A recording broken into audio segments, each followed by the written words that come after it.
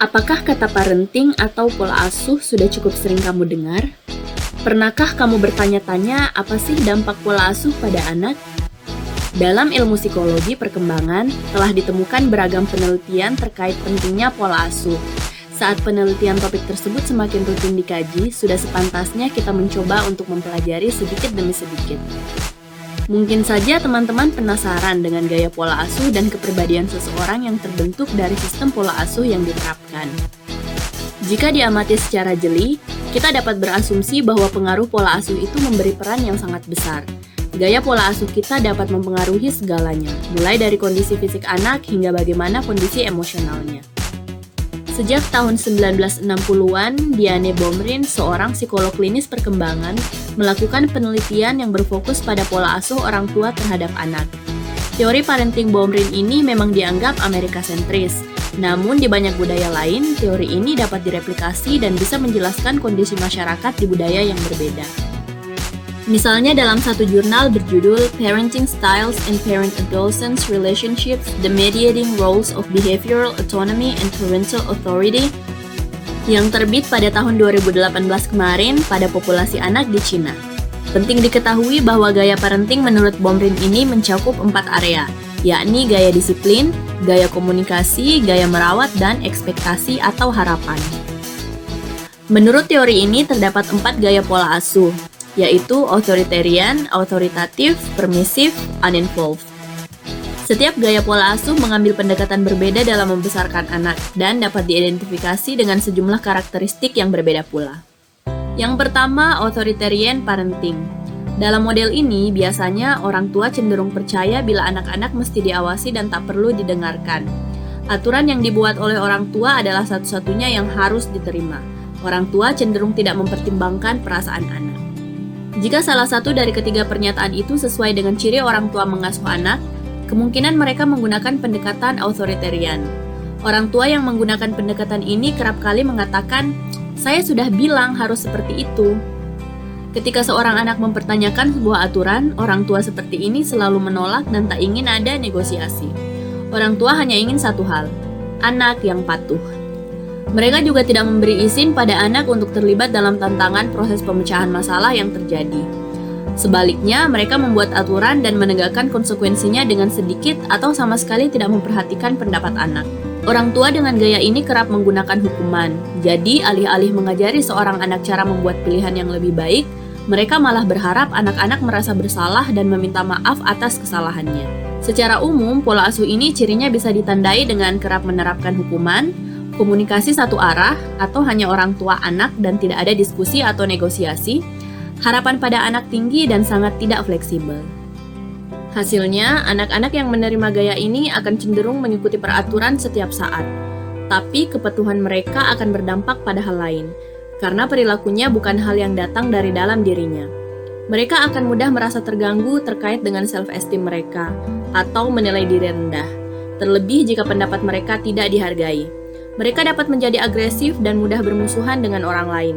Dibanding memikirkan hal-hal baik di masa depan, mereka sering fokus pada kemarahan yang dirasakan pada orang tua mereka. Karena orang tua mereka sangat ketat aturan, anak-anak mereka dapat tumbuh menjadi pembohong yang baik guna menghindari berbagai hukuman yang ada. Yang kedua, authoritative parenting. Orang tua berusaha keras untuk menciptakan dan mempertahankan hubungan positif dengan anak. Orang tua menjelaskan alasan di balik aturan yang diterapkan. Orang tua menegakkan aturan dan memberikan konsekuensi, tetapi tetap mempertimbangkan perasaan anak. Jika kamu mengenali orang tua yang sesuai dengan pernyataan itu, mungkin orang tua itu memang menggunakan gaya autoritatif. Orang tua yang berwenang memiliki aturan dan menggunakan konsekuensi, tapi juga mempertimbangkan pendapat anak-anak mereka. Mereka berusaha memahami perasaan anak, tapi pada akhirnya menjelaskan bila orang dewasalah yang bertanggung jawab. Orang tua berusaha mengerahkan waktu dan energi demi mencegah masalah perilaku buruk terjadi. Mereka menggunakan strategi yang ketat untuk memperkuat perilaku yang baik, seperti pujian dan memberi hadiah. Umumnya, dalam pola asuh ini akan menerapkan aturan yang diberikan dengan penjelasan dan alasan mengapa aturan itu diterapkan. Komunikasi sering terjadi dan sesuai dengan tingkat pemahaman anak. Harapan orang tua tinggi namun diberikan penjelasan yang dapat dimengerti serta anak dapat memberi masukan atau mendiskusikan harapan mereka. Hasilnya, para peneliti menemukan bahwa anak-anak yang dibesarkan dengan gaya ini kemungkinan besar akan menjadi orang dewasa yang akan bertanggung jawab dan merasa nyaman mengekspresikan pendapat mereka. Anak-anak pun cenderung bahagia dan sukses. Mereka juga lebih cenderung pandai membuat keputusan dan mengevaluasi risiko keselamatan sendiri. Yang ketiga, permissive parenting. Orang tua menetapkan aturan tapi jarang menegakkannya. Orang tua tidak sering memberi konsekuensi. Orang tua berpikir bahwa anak akan belajar lebih baik jika dibiarkan sendiri tanpa gangguan. Harapan orang tua biasanya minimal atau tidak terlalu tinggi dan membiarkan anak yang memutuskan. Orang tua yang permisif bersikap lunak. Mereka hanya melangkah ketika ada masalah serius. Mereka cukup pemaaf. Orang tua yang permisif biasanya mengambil lebih banyak peran sebagai teman daripada peran orang tua. Mereka sering mendorong anak-anak mereka untuk berbicara dengan mereka terkait masalah mereka. Tetapi mereka biasanya tidak berupaya keras untuk mengecilkan pilihan yang buruk atau perilaku buruk. Hasilnya, anak-anak yang tumbuh dengan orang tua permisif sering mengalami masalah lantaran tidak terbiasa dengan aturan. Mereka juga berisiko lebih tinggi dalam masalah kesehatan, seperti obesitas, karena orang tua yang permisif biasanya tidak berusaha keras melarang anaknya menikmati makanan cepat saji. Bahkan, anak-anak mereka cenderung memiliki gigi berlubang lantaran orang tua tidak bisa tegas dalam memastikan anaknya untuk sikat gigi. Yang keempat, uninvolved parenting. Orang tua tidak bertanya kepada anak tentang kondisi sekolah atau pekerjaan rumah mereka. Orang tua jarang tahu di mana anak mereka atau dengan siapa mereka. Orang tua tidak menghabiskan banyak waktu dengan anak mereka. Orang tua dengan gaya seperti ini cenderung memiliki sedikit informasi tentang apa yang dilakukan anak-anak mereka. Anak-anak mungkin tidak menerima banyak bimbingan, pengasuhan, dan perhatian orang tua. Orang tua dengan gaya ini mengharapkan anak-anaknya untuk menjaga diri mereka sendiri. Mereka tidak mencurahkan banyak waktu atau energi untuk memenuhi kebutuhan dasar anak. Mereka mungkin lalai, tapi tidak selalu disengaja. Terlebih lagi orang tua dengan masalah kesehatan mental atau masalah penyalahgunaan zat. Misalnya mungkin tak dapat merawat kebutuhan fisik atau emosional anak secara konsisten. Di lain waktu, orang tua seperti ini kekurangan informasi terkait perkembangan anak.